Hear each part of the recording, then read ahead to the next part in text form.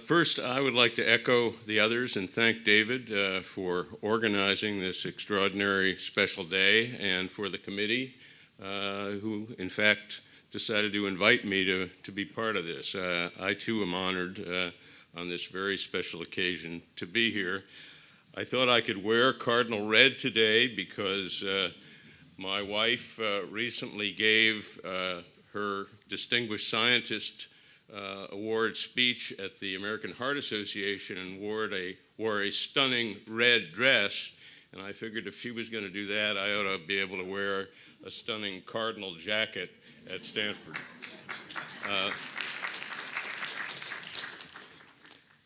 As we've heard today, BPD was born at Stanford in 1962 when an innovative and tenacious group of neonatologists and anesthesiologists began applying life-saving mechanical ventilation to newborns with respiratory failure.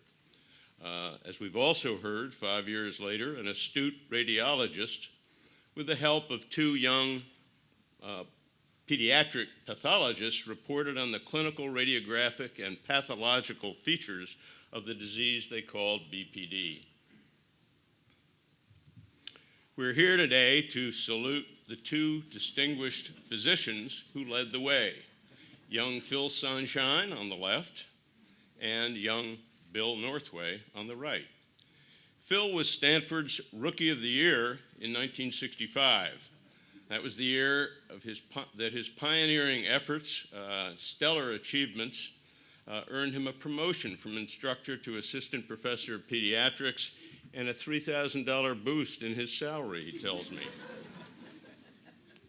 Bill was Stanford's Rookie of the Year in 1968 when his exceptional clinical acumen and his scholarship enabled him to beat out another heralded Stanford rookie, quarterback Jim Plunkett, who went on to earn the Heisman Trophy for his incredible collegiate accomplishments on the gridiron, and later a Super Bowl MVP award. A few years later, the group just up the road at UCSF, led by George Gregory and Bill Tooley, reported their experience with a novel treatment for neonatal respiratory distress that Phil's already discussed, continuous positive airway pressure, or CPAP, which really provided the tools to effectively treat tiny preterm infants with RDS, thereby enhancing the outcome of assisted ventilation, which of course yields more survivors with BPD. Here are the major players in the development and implementation of CPAP: George Gregory on the left, Bill Tooley in the center, and John Clements on the right, celebrating Tooley's 1989 Virginia Apgar Award of the American Academy of Pediatrics. All three of these gentlemen would eventually earn this coveted award. I've been trying for a while to actually figure out how Dr. Gregory got that hickey on his right cheek. I'd like to take a guess that it wasn't from one of the two gentlemen on his right.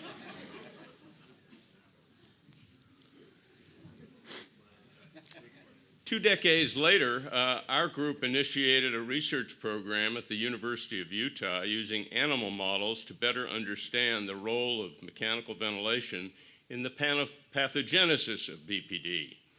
Working together with Kurt Albertine and Dave Carlton, we established an ICU for preterm lambs. Our goal was to create a model of BPD that would enable us to better understand the underlying mechanisms and to test various treatment strategies based on our initial findings. At roughly the same time, another group of clinician scientists led by Jackie Colson and Bob DeLemus at the Southwest Foundation in San Antonio, they actually created a similar ICU to study preterm baboons with BPD, and this series of studies yielded considerable new information on the pathology of the disease as well as its pathogenesis. They also tested a number of treatment strategies. Unfortunately, there really isn't enough time this morning to be able to discuss their important body of work.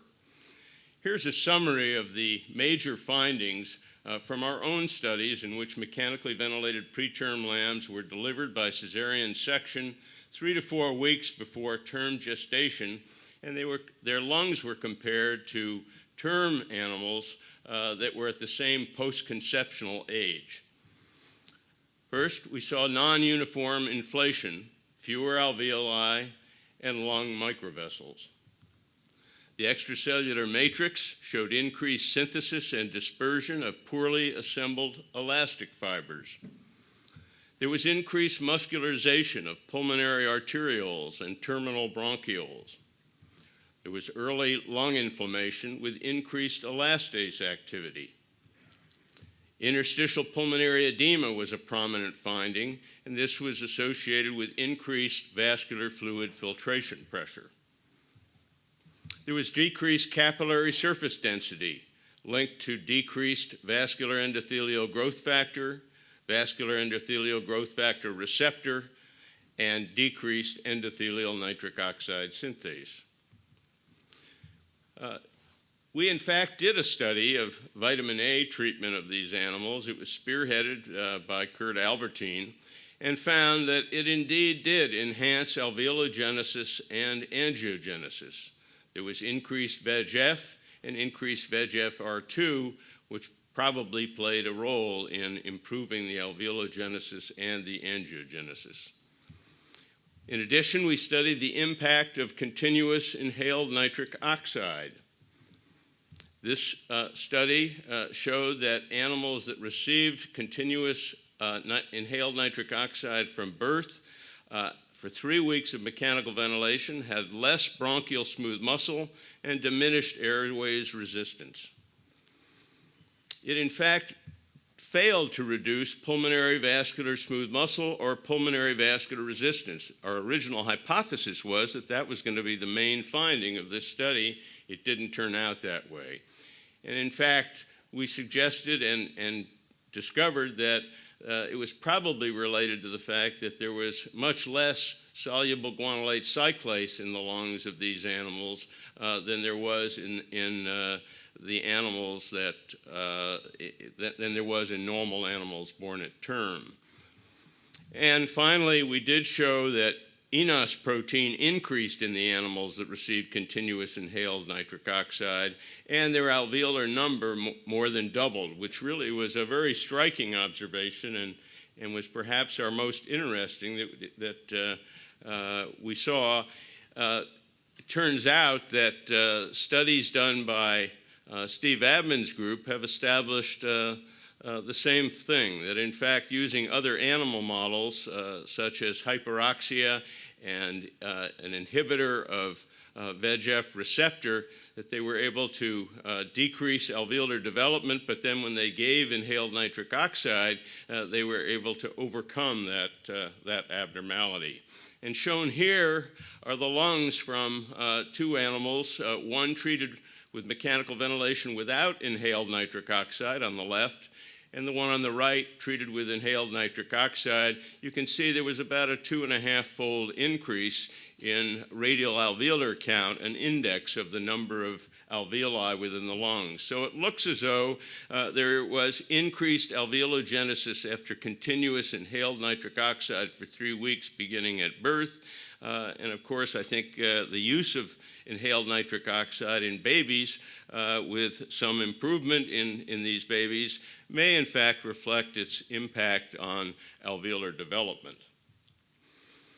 At about that time, after a decade in Utah, I shuffled off to Buffalo to conduct studies with Rita Ryan's group. We focused on the effects of mechanical ventilation on growth factors that impact alveolarization, angiogenesis, and matrix remodeling in the lungs. This slide depicts the impact of mechanical ventilation with oxygen-rich gas on the lungs of preterm lambs, causing an inflammatory response with increased elastase activity and increased MMP9 activity, leading to elastin degradation. In addition, this mechanical ventilation with oxygen we found leads to an increase in TGF-beta signaling, which is known to increase elastin production. It also has been associated with endothelial cell apoptosis and with decreased alveolar septation. In addition, it increases TGF-beta alpha signaling, which has been associated with an impaired elastin assembly and also decreased alveolar septation. In addition, we found that mechanical ventilation led to a decrease in VEGF signaling and a decrease in PDGF signaling, platelet-derived growth factor signaling. The VEGF signaling being impaired leads to decreased alveolar septation and angiogenesis. PDGF signaling has been shown to affect myofibroblast migration, which is an important part of alveolarization, and it's associated with decreased alveolar septation. TGF-beta signaling has also been shown to decrease VEGF signaling in endothelial cells, contributing to the alveolar septation abnormality. Together, these changes in growth factors lead to impaired formation of alveoli and microvessels with lung growth arrest, increased deposition and dispersion of elastin, that is, the lung matrix is remodeled, and we'll be talking more about that in a minute. After 6 months in Buffalo, it was indeed a pleasure to find our way out to the sunshine and sunsets of Palo Alto. You may not think about it today because it's kind of cold, but most days it is truly special here. Here, a different new challenge awaited us. There was no room on the farm for my lambs, but there were plenty of mice. In fact, I was told at Stanford that MD stands for mouse doctor, so I became a mouse doctor. Studying newborn mice really does have a distinct advantage that their alveologenesis begins postnatally at about day 4, extends through about day 14, and perhaps a little bit further. And this enabled us to assess the impact of mechanical ventilation on alveolar formation in pups born at term gestation, albeit the term gestation means there are a lot of other factors that they lack, but at least it does allow us to look at specifically at the period of alveolarization after birth. Mice also give us the opportunity to study the very early molecular, cellular, and biochemical changes that give rise to lung growth. That was lung growth failure. That was something that we certainly couldn't do with the sheep and certainly can't do with babies. So I think that use of the mouse has served us well, though we recognize that it does have limitations. This slide is a summary of the major findings from our initial studies of 2 to 6 day old mice exposed to mechanical ventilation with 40% oxygen for up to 24 hours. We found that they had reduced lung abundance of proteins critical for normal lung development, including VEGF-A, VEGF receptor 2, PDGF-A, and tenacin C, which is a matrix glycoprotein that is known to have a role postnatally in the formation of alveoli and pulmonary microvessels, as well as in matrix organization. As in the lambs, mechanical ventilation led to increased lung elastase activity, leading to apoptosis and matrix remodeling with new synthesis and scatter of poorly assembled elastin. That is, there was an increase in the elastin gene, tropoelastin, but not of genes that are critical to elastin assembly, such as the fibrillins and fibrillin 5 and amylin and lysyl oxidase. These changes lead to impaired formation of alveoli and lung microvessels and abundant disorganized elastic fibers, as I'm going to show you. The resultant lung structural defects mimic those observed in evolving neonatal chronic lung disease, or BPD. Lucia Mokris, who had trained as a horse veterinarian, joined our lab as a postdoctoral fellow She wanted to get away from the horses. The mice were certainly a lot smaller and easier to lift. She asked the question, how does mechanical ventilation for 24 hours with air, as opposed to 40% oxygen, impact alveolarization, angiogenesis, and matrix remodeling in the lungs of newborn mice? This was something that we really couldn't answer from our premature lamb studies because they all required oxygen to manage them. They were so premature. Here, in fact, we could look at lung development early on with either room air or 40% oxygen ventilation. We used 40% oxygen because our lamb studies ended up on average requiring about 40 to 45% oxygen to keep the babies at a normal arterial oxygen tension. Lucia's study showed that mechanical ventilation for 24 hours with either air or 40% oxygen, the air being the two upper panels, the 40% oxygen, the lower panels, inhibits alveolar septation with a 2 to 3-fold increase in alveolar area and a 50% reduction in alveolar number as assessed by radial alveolar count. The resulting structural changes were virtually identical for the two sets of studies. These studies also showed similar effects of mechanical ventilation with air or 40% oxygen on the amount and distribution of lung elastin. Note that in the unventilated lungs on the left, the control lungs, the elastin, which is in the small dark-stained areas, it's localized at the tips of the secondary septa, whereas in lungs that had been ventilated for 24 hours, elastic fibers were strewn throughout the alveolar walls. Elastin deposition increased to the same degree in the lungs of pups that were ventilated with air as with those ventilated with 40% oxygen. This is a summary of the major findings from these studies compared with unventilated controls that breathed either air or 40% oxygen for 24 hours, as I've just shown. Mechanical ventilation with air or 40% oxygen caused similar lung structural changes, that is, increased airspace size and fewer alveoli. Lung abundance of VEGF receptor 2 and CD31, or platelet endothelial cell adhesion molecule 1, decreased by about 50% in response to both mechanical ventilation with air and mechanical ventilation with oxygen. Both mechanical ventilation with air or oxygen activated TGF-beta, shown by a greater than 5-fold increase of phosphorylated SMAD2, and induced apoptosis, as shown by an increase of greater than 5-fold of cleaved caspase 3.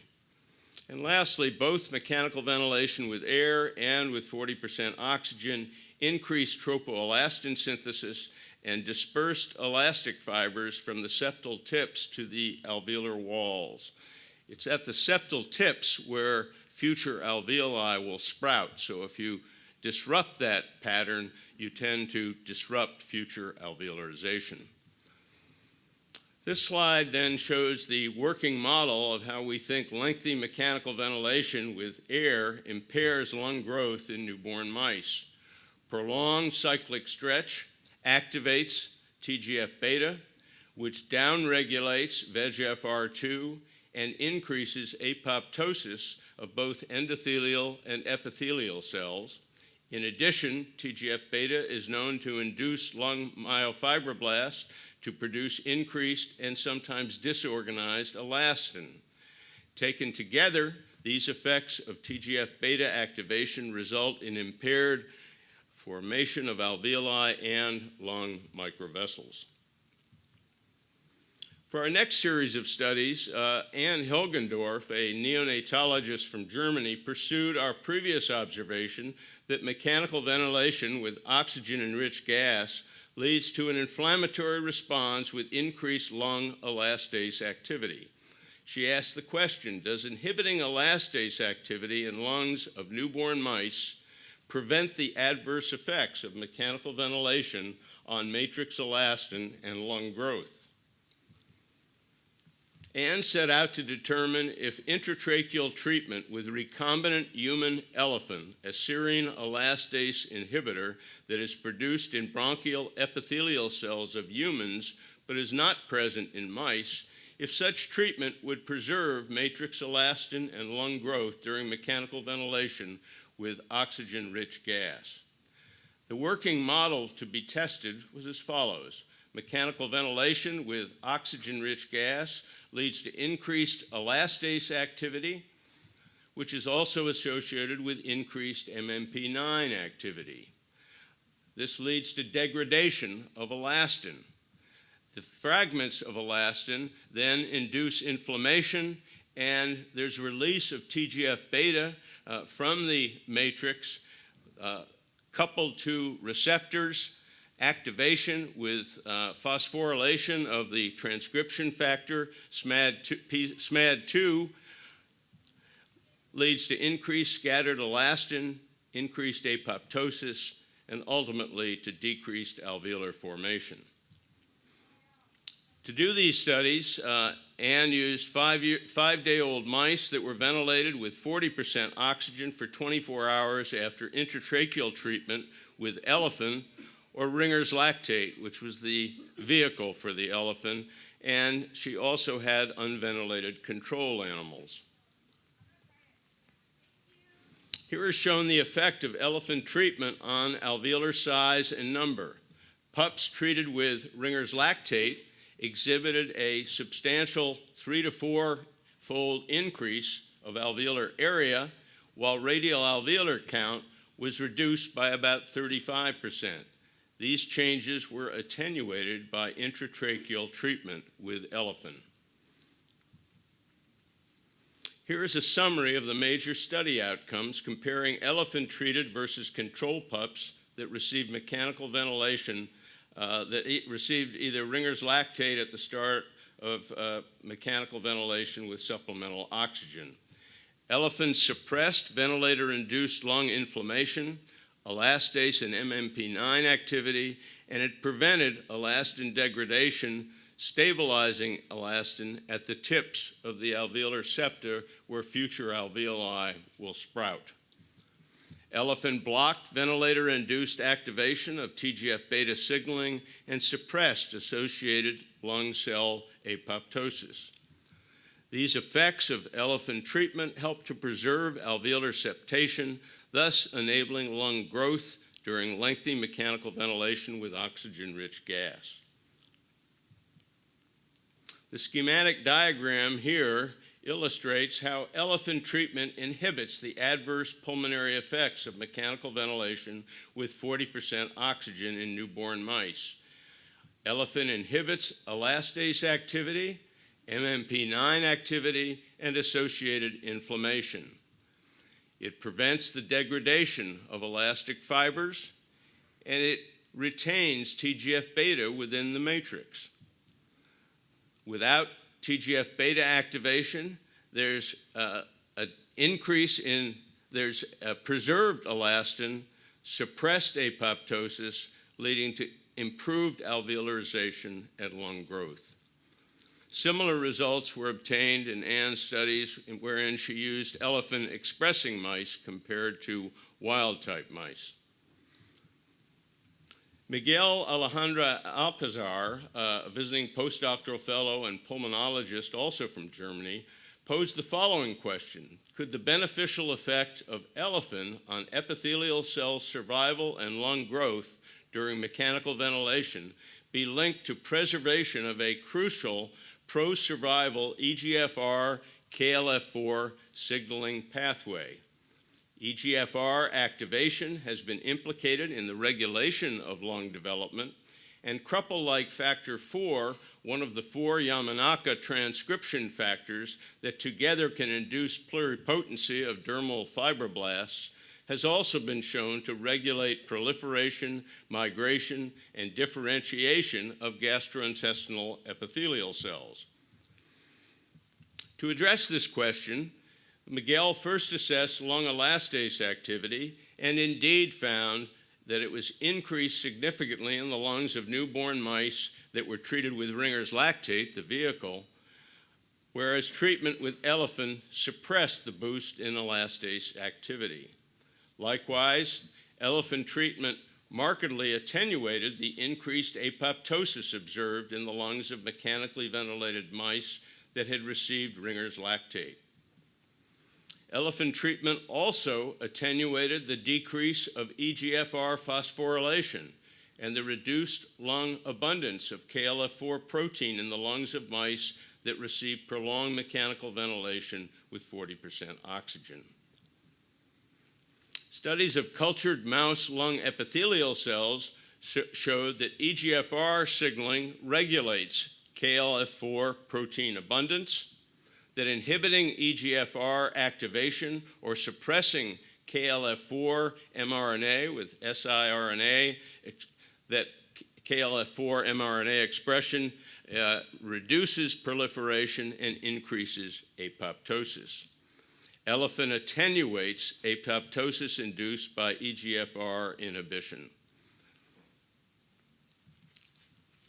This brings us to our working model of ventilation-induced lung growth arrest and the impact of elephant treatment. As we've shown, mechanical ventilation with oxygen induces lung inflammation and increases elastase activity, which is linked to reduced EGFR activation and reduced lung abundance of KLF4 protein, which yields increased apoptosis. These changes impair alveolar formation, leading to reduced lung growth. Treatment with elephant, however, enables EGFR activation, thereby increasing KLF4 protein abundance, which together reduces apoptosis and enables alveolar formation, yielding enhanced lung growth. Just to summarize our mouse studies, first, mechanical ventilation of newborn mice with air alone inhibits alveolar and pulmonary microvessel formation and causes extracellular matrix remodeling, notably elastin, leading to growth arrest of the developing lung. These findings are linked to TGF-beta activation, impaired VEGF, PDGF, and EGFR signaling, as well as elastin degradation. Inhibiting lung elastase activity with elephant protects against many of these adverse effects of mechanical ventilation. It prevents the degradation and dispersion of matrix elastin, increased activity of TGF-beta, suppression of EGFR, KLF4 signaling, and associated apoptosis. And it attenuates the lung structural abnormalities that occur in response to prolonged cyclic stretch with oxygen-rich gas. In conclusion, I think our findings underscore the importance of increased elastolytic activity, TGF-beta activation, and suppressed EGFR KLF4 signaling in the lung injury caused by mechanical ventilation. And I think this provides some rationale for designing novel treatment strategies to prevent neonatal chronic lung disease, BPD, and perhaps also ventilator-induced lung injury in children and adults. Finally, I can't emphasize enough the important contributions of all the postdoctoral fellows, research associates, students, and faculty colleagues who have worked so hard to achieve much progress with this extremely challenging endeavor. I certainly profusely thank Kurt Albertine, who's continued to run the Sheep Lab in doing remarkable studies in Utah, Dave Carlton, who's now at Emory University in Atlanta, and to thank Lucia Mokris, Ann Hildegendorf, Miguel Alejandra Alcazar for their extraordinary efforts here at Stanford. And lastly, I want to thank my partner in all of this, Marlene Rabinovich, who is certainly our most valuable player. And thanks for the generous support of the NHLBI, the American Heart Association, the DFG from Germany, and the Vera Moulton Wall Center for Pulmonary Vascular Disease Research at Stanford. Thanks very much.